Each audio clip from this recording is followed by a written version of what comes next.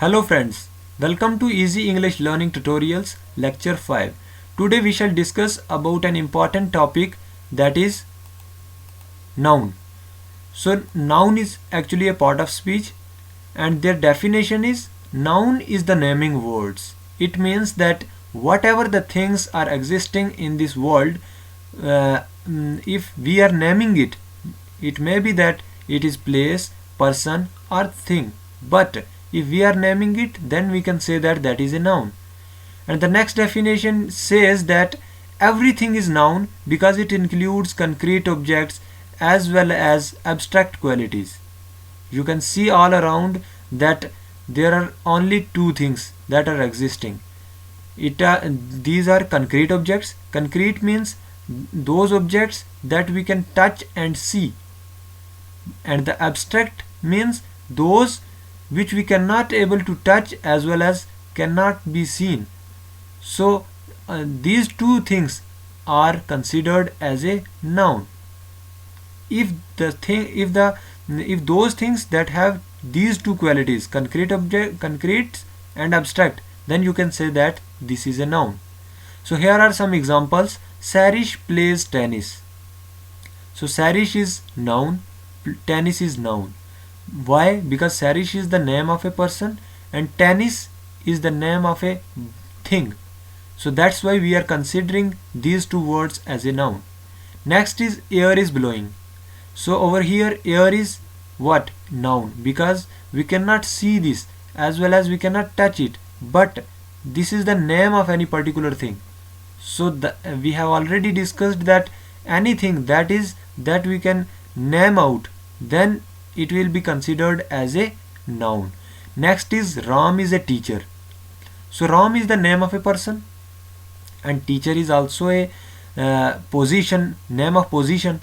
So that's why we can say that these two words are also naming words. So we can say that those words which are considered as a naming word, they are actually noun. So Sarish, tennis, air, Ram, teacher, all the things are noun. So here is a note that is also an important note is what? Noun functions like a subject, object and complement. It means whenever we are writing down a sentence, and in that sentence if we are using a noun, then the function of that noun will be maybe subject, object as well as complement. So here Sarish is the noun, so it is behaving like a subject because this is used to start the sentence. So that's why we can say that this is a subject, but it is also a noun. So we can say that noun functions like a subject. And next is tennis. So tennis is the name of a particular thing, but this is in front of verb, and we know that if we are using any particular word in front of any verb, then we can say that that is a noun, that is an object. So we can clearly it is an object. So that's why we can say that tennis is the name of any particular thing and it is behaving like a noun, so as well as object. So we can say that this is an object. So over here air is also the subject as well as noun, so we can say that noun behaves like a subject. And here Ram is a name, but teacher is the name of a position, but we cannot say this that this is an object. This is a complement because we know that is, am or was, were are considered as a be type verb, and if we are using any particular word or phrase in front of be type verb, they will be considered as a complement. So we can say that noun functions like a subject, object as well as complement. So this is an important thing. Next is types of noun. There are 4 or 5 more types of noun: common noun, proper noun, collective noun, material noun and abstract noun. So common nouns are what? Those names of things, persons or places that are common in nature, just like book, man, city, pen. means these are not particular, these are common. We often use that please give me a book. It is not compulsory that he will give you any particular book of SST or science or mathematics. The person who with you means you are talking with, he will give you any type of book. So why we have used this common noun? So this will be considered as a common noun. But in the same way, if we are using a proper noun means Quran, Ram, Udaipur, Salo. So these are the names of proper things, means these are those things which are not common in nature, just like Quran. So if you will say something to someone that please give me Quran, so he will give you Quran, not anything else, not any other book. So we can say that this is the particular noun. And Ram is the name of a person. So you know that name is unique in nature. It may be that the person will be different, but name is same. So we can say that this name is particular name around the world because this is unique. So that's why we can say that this is a proper noun. Udaipur is city name.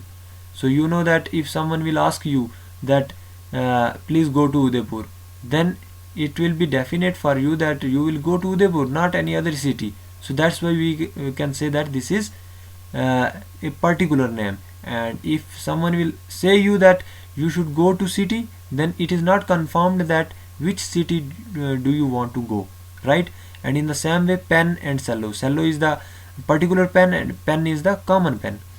So the next type of noun is collective noun. So collective noun represents the collection of nouns, just like class. So class is a collection of students.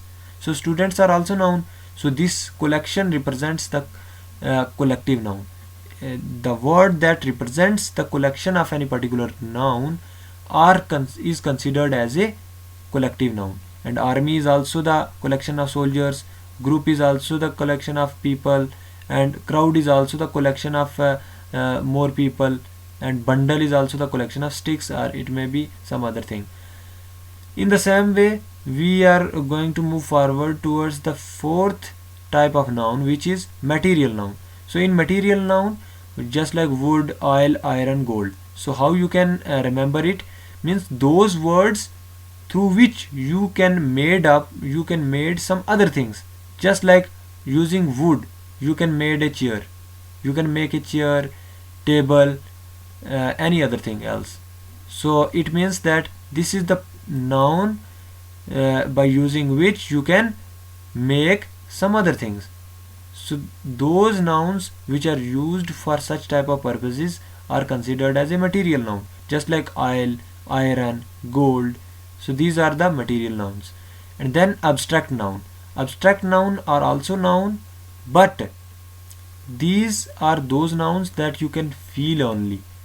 You cannot see or touch. You only feel it, just like honesty, happiness, life, jealousy. So these are those nouns which you can feel only rather than you can touch it. So that's why we can say that these are abstract in nature, and these are known as abstract noun. So these are some types of noun that we have discussed now. So please, if you are thinking that these are beneficial for you, you should subscribe it so that you could able to watch other videos. So thanks a lot. Thanks for watching.